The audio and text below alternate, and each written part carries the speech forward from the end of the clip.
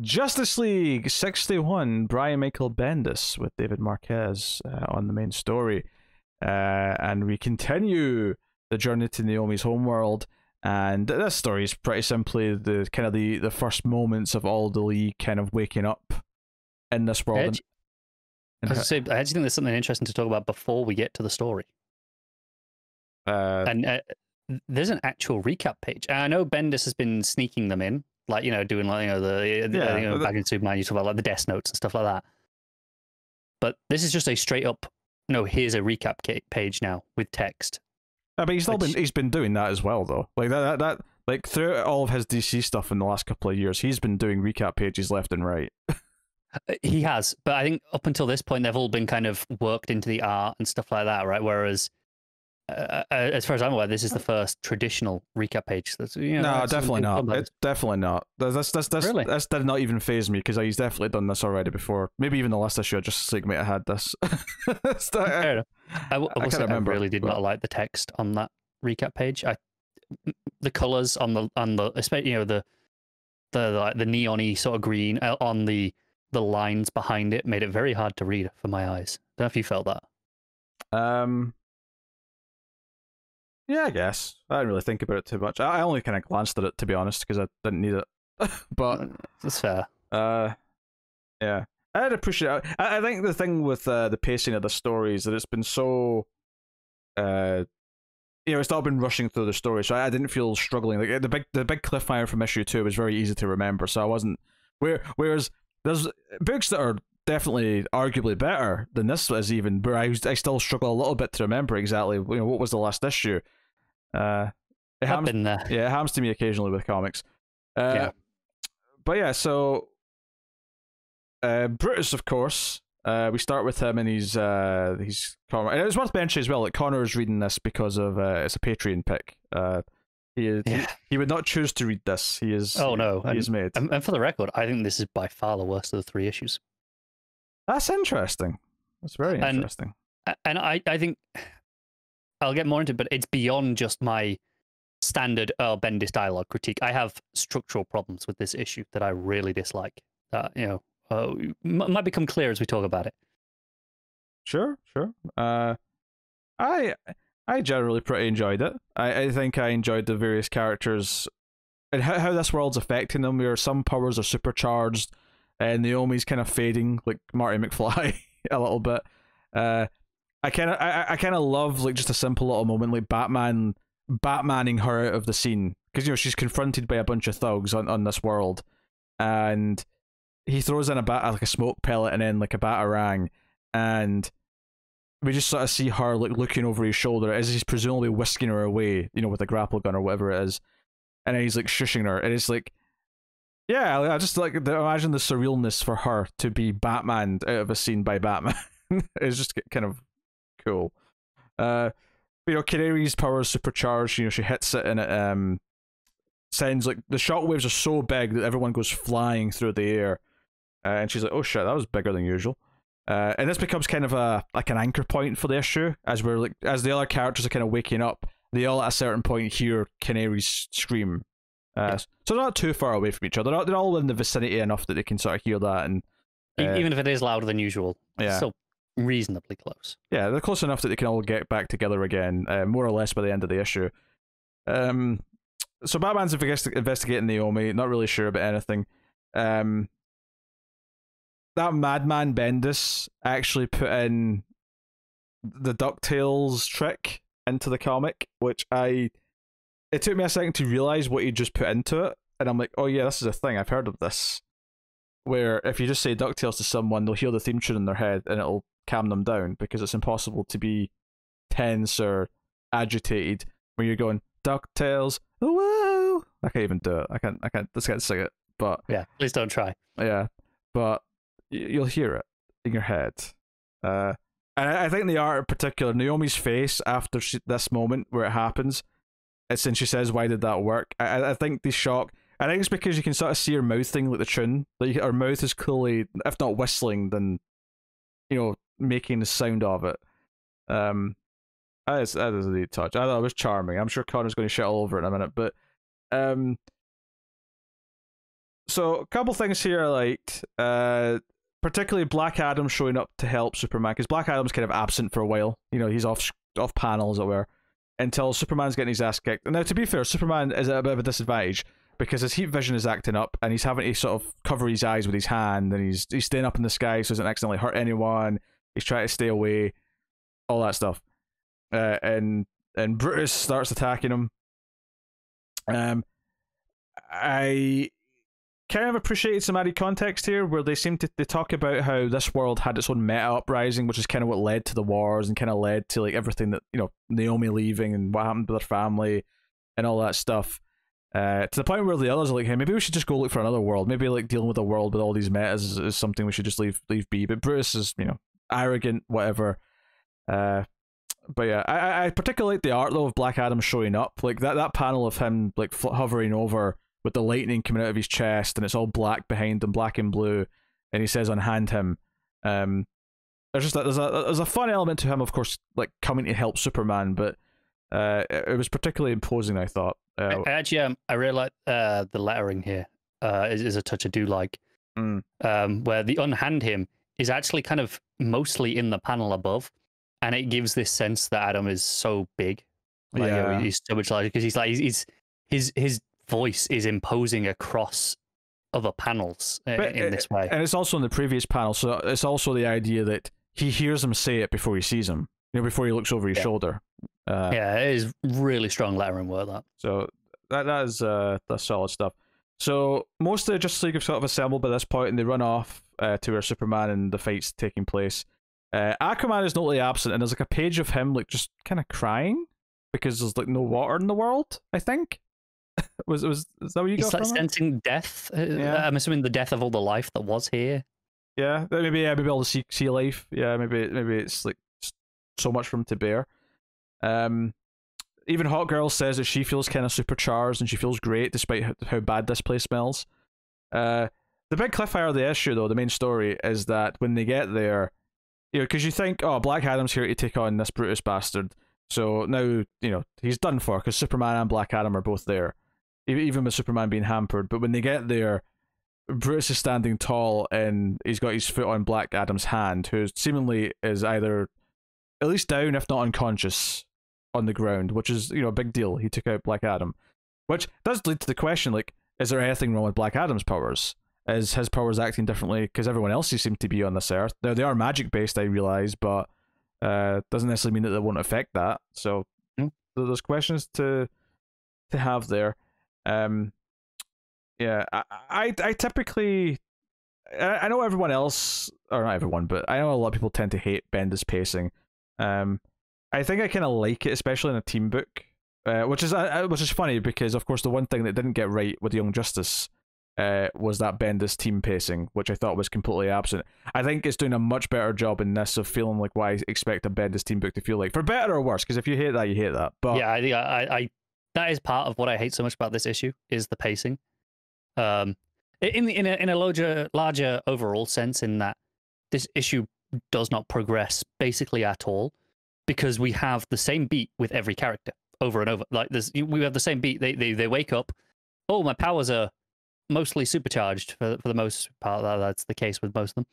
So, oh, my powers are supercharged. Right, cool. Let's fight a few people, and then we'll hook up with everyone else at the end of the issue. That's it. Everyone just has the same beat, and I hate it.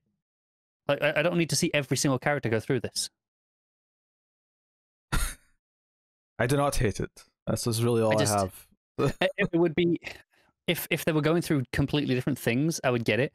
But I did not have a problem with the first thing here where we see Canary. You know, oh, it's supercharged. I'm like, okay, and then you do it again with you do it again with Naomi. I was like, okay, powers are on the fritz. Got it. By the time it's like, oh, Superman, powers on the fritz. Oh, look, you know, Hawkgirl. Oh, look, she's stronger than usual. Like, I'm bored of this now. You know, everyone's just got the same thing. It's like, right, okay.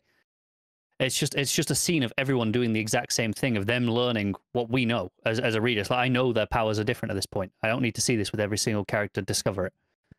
And it was just frustrating me by the end. And it felt like we were doing that instead of any actual progression. The only one I'll critique there a little bit, or dispute, is Superman himself. A, because we don't see him discover it. He's already discovered what's going on with them by the time we hear from him. And I do think it's a bit of a wrench compared to everyone else's because his is just outright dangerous and he can't control his heat vision. So it is a bit of a different. It's like more of a swerve and a problem that needs to be solved. I mean, sure. Yeah, I mean, it's funny. I'm kind of enjoying the weird dialogue between Brutus and his hench person. Like, I think it's definitely weird. It's definitely Bendisy. What I will critique though is I will say that all of Bendisy's villain creations, at least all of the monsters or aliens or because I'm sure he's probably created a couple of fun things when he did stuff. He did stuff like Alias, he did stuff like the more grounded street level stuff. I'm sure some of his villains from there probably did feel great and had a lasting impact. But something about every villain that I've seen him create, at least certainly since he joined DC, some of them are fun enough to actually experience in the story itself, right? I think Red Cloud was a fine idea. I mean, probably the most interesting villain he made in his Superman stuff was the woman from Earth 3. I can't remember her name now. This is the problem. Time passes and I forget. But the woman from the head of the secret underground who's been off Superman's radar because she's good at hiding from him, right? All the ideas with her were great. And she's probably the one that's going to have the most lasting impact, aside from presumably her name, but I'm just terrible with names, so I wouldn't read it. Says a lot that you're saying that description. I'm like, I thought that was Red Cloud. No. But Rogol Zar, this Brutus guy, they're very big and bulky. I mean, you could probably just swap their designs. Zumbido, whatever his name is. Yeah, you could just swap their designs, and it wouldn't matter really. That's the funny thing about it. And I was looking at him in this issue and going, yeah, I'm never going to remember this guy's name in a couple of months, once the story's done. And I'm never really going to remember the design fondly. It has this problem that I have with, what was it? Like Gundam and Gundam style stuff, where I just feel like all Gundam essentially look the same. They're different colors and stuff, and they have different stripes and whatever, but it all just looks the exact same to me. I feel like these Bendis big bulky villains all look the exact same to me. They're interchangeable. From a style point of view, I would argue, but I mean, the only other one I know I've seen for sure is Rogol Zar. I don't remember what Rogol Zar looks like. And don't worry, I'm not saying they look the same. Rogol Zar does look different from this guy. If you put them side by side, they're definitely different. But what I'm saying is they're big and bulky, a little bit over-designed, and ultimately there's nothing simple about them to leave a lasting impression, where most of the villain designs, or even hero designs, that do last, right?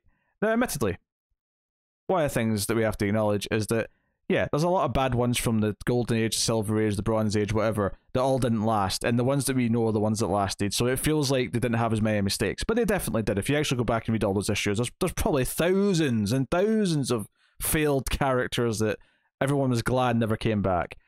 Fine, whatever. But, it's a bit... I think because we have so much comic history behind us now, it does feel like a bigger deal, at least on a personal level, when a writer tries to create a new villain for a character or a team.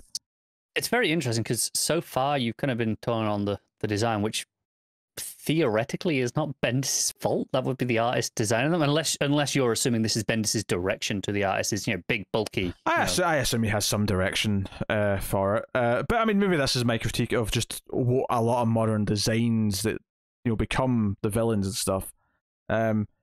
Obviously, a lot of alterations to costumes do end up pretty bad, but I do think that on average that tends to work better because I think a modern artist can do we'll do a new take on this outfit, and a lot of the time it'll end up being over designed, but sometimes it can result in a fun new variation on something.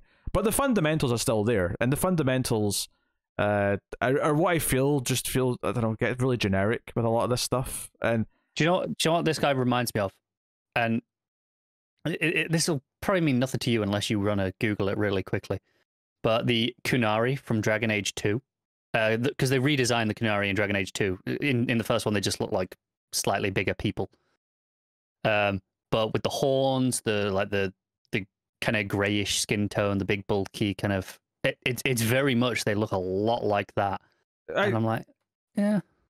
And again, I'm not saying this looks like this, right? Just in the same way that I wasn't saying this guy looks like a Gundam. I'm just comparing the idea that all the Gundam look kind of alike and generic to me. This guy with Rogol Zar and all these other big guys just kind of feel big and generic to me. The other example I'd give you from a video game would be that game that came out at the launch of PS5 that I would never play in a million years, but all of the characters in that look just had too much armor on, looked too bulky. Like, everything Warhammer looks really generic and bland to me. Godfall. Godfall, that's the one. Yes. That looked like over-designed trash to me as far as design goes on those characters and outfits. I'm not arguing with you on that. I don't know. I was feeling it as I was looking at this issue, but I mean, as far as the story goes, I don't necessarily mind the pacing, especially since this is Bendis' one book, and I think because it's not double shipping, because he's not doing like 5 other books right now, it's faring better. I think this is like, this issue annoys me more that it's not double shipping, if that makes sense. In terms of like, if you're pacing like this for once a month, that's painful. Again, I'm cool with it. I know Matt implied on Twitter he was still annoyed about probably the stuff we debated last time, but the Naomi stuff, what was it, Mega Super or something that they're calling her now? Batman, just like to Superman, I think she's like a Mega Super. Oh, right. I don't know. Is that what he was complaining about? I don't know what he's doing. I didn't even see him complain about anything specifically. I just saw him say that if he was on the show, we'd be debating something. Well, that's what he was complaining about last time, wasn't it? The Naomi focus. Naomi focus, but not this Mega Super thing you're talking about. No, but I'm assuming this is an extension of that. Like it being a Naomi book, it's about her mega power. Sorry, that's what the phrase that Bendis is throwing in here. Yeah, I would assume. Although I felt she was in less of this issue, to be honest. She had that one big scene with Batman and sort of the conversation after, but I don't disagree. Yeah. I think she was in less because we did the same the beat with everyone. Yeah. But I assume it's more just teasing this stuff about her in this book as opposed to in her own book in the future. I'm assuming that's what Matt was referring to. I could be wrong and way off base, but I mean, I'm not particularly fussed about that. I like when Bendis is on, I tend to like his dialogue and the characters and all that stuff. But we go through this discussion every week, so I'm not going or every time there's a Bendis issue, so I'm not even going to go into it again. But I had mostly a fun time. And there you go. And the art's really good. So the art is good. The art I have very little to complain about. Like, maybe Bruce's design aside. Yeah, I mean, but that's design. I mean, not the design's not part of an art thing because it is, but it's one of those things where we're not going to complain about that every single issue. Yeah, maybe in this case, okay, maybe Marquez is the one who actually designed this guy because this is where he originated, but if in the next Justice League story, if they switch artists to someone else and they're still using Brutus, like I can't really blame the new artist for just the design.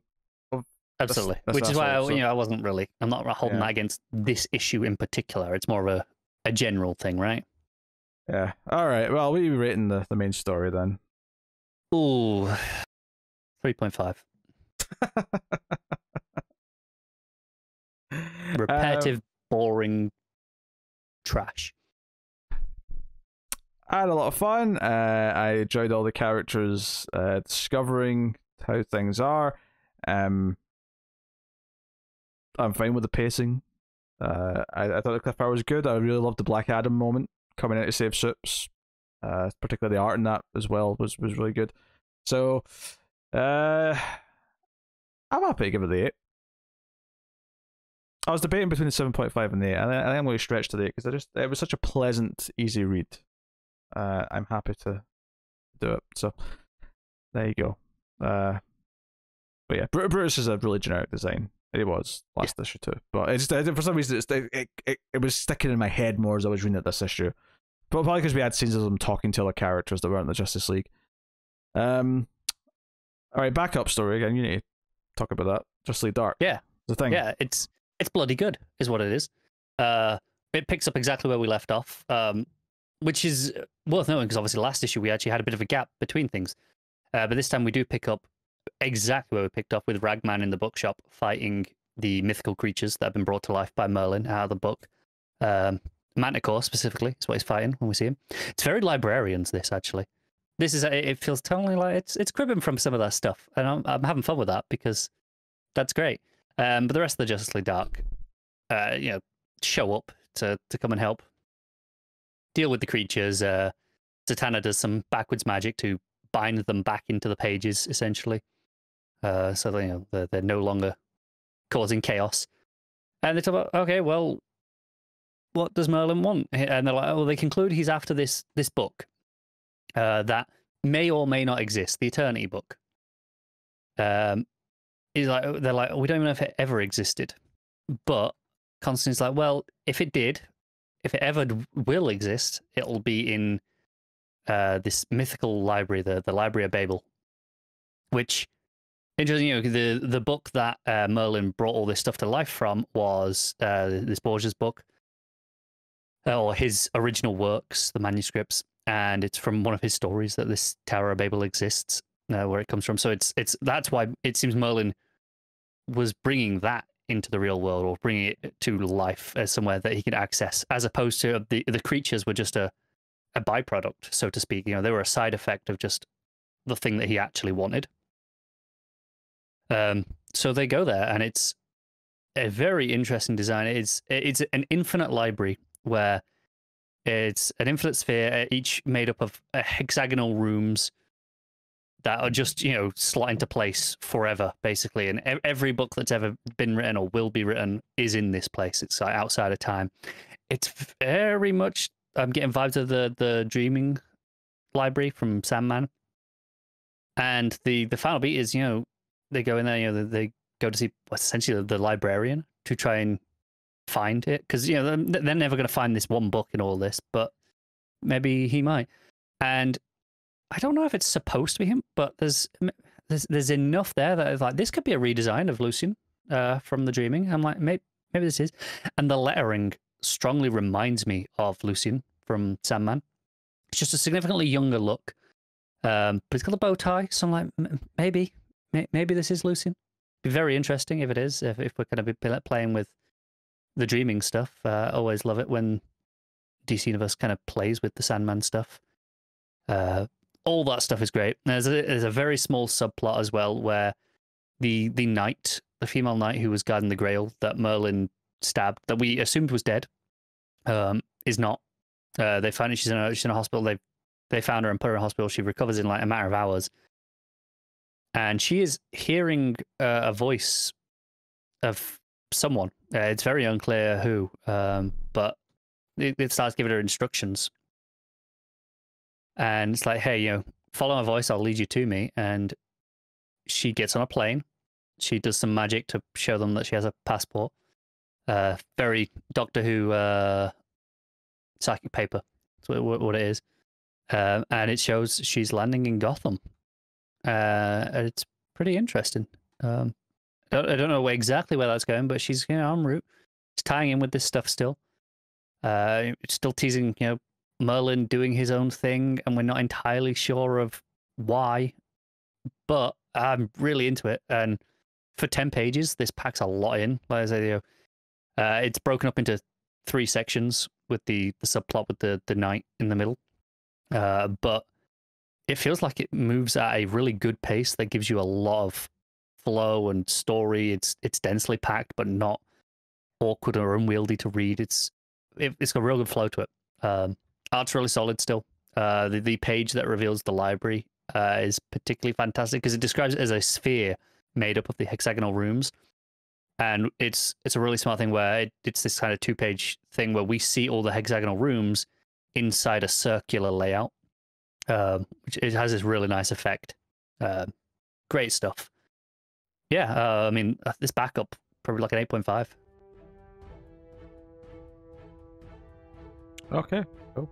I was totally listening and paying attention to all of that. Yes, I'm sure you were.